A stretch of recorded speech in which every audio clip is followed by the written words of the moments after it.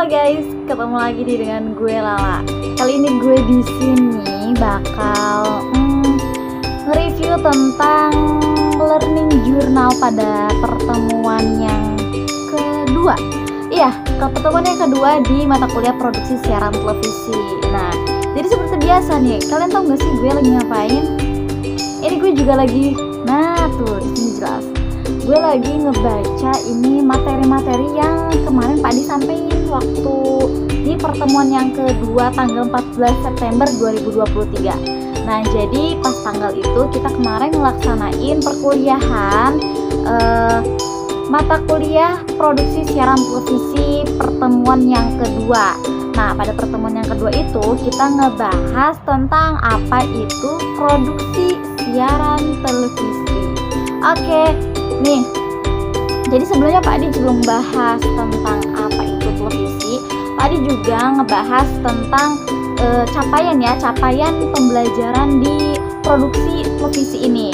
Jadi tujuan pembelajarannya itu yang pertama, mahir dalam hal produksi siaran pada kegiatan penyiaran televisi gitu. Terus yang kedua, mengetahui dan menguasai dasar-dasar dari sebuah kegiatan broadcasting. Yang ketiga, memahami dan menguasai dalam manajemen media penyiaran televisi. Terus indikator penilaiannya di sini tuh ada beberapa ya. Sebenarnya ini udah dibahas kemarin waktu pas RPS, cuman Pak Adi mungkin dipulang kembali itu mengingatkan ke kita nih ya, yang kadang-kadang begitu, yang kadang-kadang. Jadi indikator penilaiannya yang pertama itu kehadiran. Ini kehadiran penting banget sih. Iya kan, kita juga kemarin udah bahas ya. Kehadiran, resume learning journal, tugas praktikum, UTS, kunjungan stasiun televisi, ujian akhir semester. Iya, kita juga jadi selama satu semester ini kita harus ada yang namanya kunjungan stasiun televisi. Jadi disitu nanti kita mungkin bisa menanyakan tentang administrasinya, sistem administrasinya, teknisnya juga. Jadi kita kunjungan bisa tahu gimana cara memproduksi televisi itu seperti apa gitu. Oke, setelah itu, nah ini dia masuk ke dalam pembahasan apa itu televisi. Jadi ya, televisi sebagai receiver. Televisi itu dibagi menjadi dua ya. Ada televisi sebagai receiver, ada juga televisi sebagai media penyiaran. Nah, televisi sebagai receiver itu alat yang mampu menerima data berupa gambar dan suara secara bersamaan di waktu yang sama. Sedangkan televisi sebagai media penyiaran adalah teknologi yang digunakan untuk pengiriman sinyal dengan cara modulasi gelombang elektromagnetik. Gelombang ini melintas melewati udara dan bisa juga merambat lewat ruang angkasa yang hampa udara. Nah, jadi itu perbedaan antara televisi receiver dan televisi sebagai media penyiaran.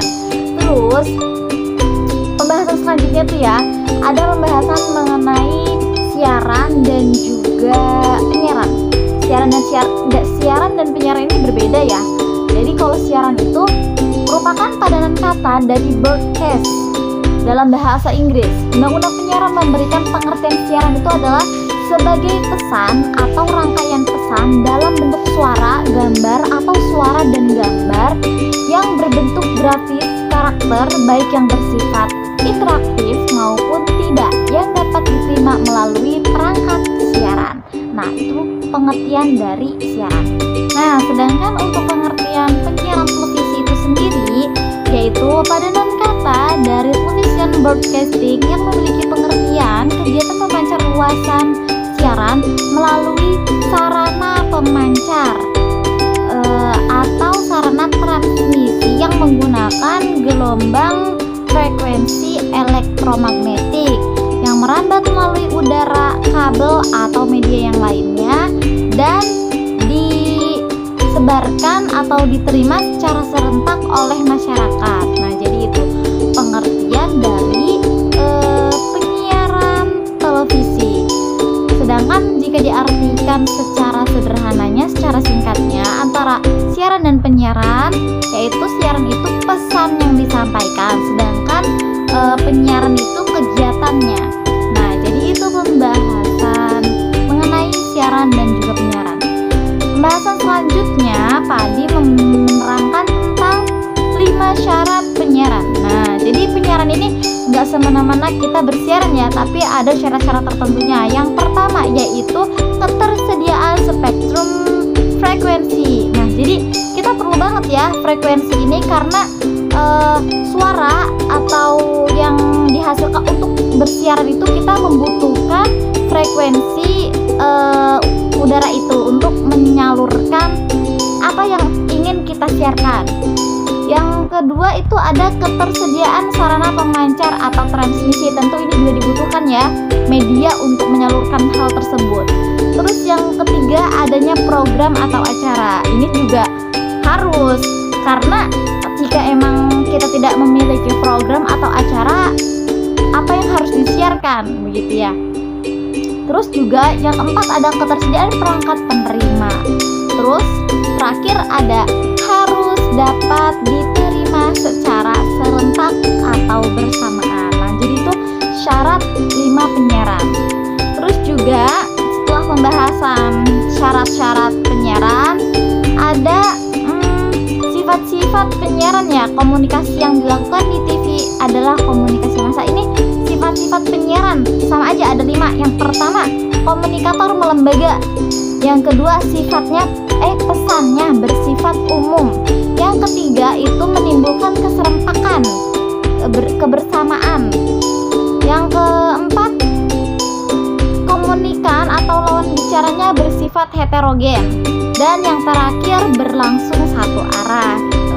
Nah teman-teman, pembahasan selanjutnya setelah kita ngebahas karakteristik media massa televisi itu, Pak Adi juga menjelaskan tentang frekuensi yang digunakan di media massa televisi.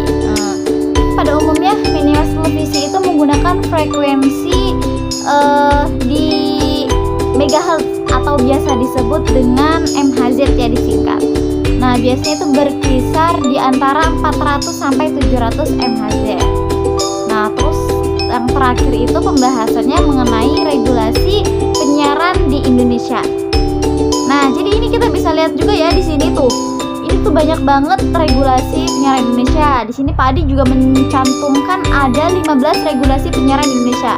Yang salah satunya itu ada Undang-Undang Nomor 32 Tahun 2002 tentang penyiaran. Nah, jadi itu pembahasan yang kita bahas saat pertemuan kedua pada tanggal 14 September 2023 di mata kuliah produksi siaran televisi yang diampu oleh Bapak Adi.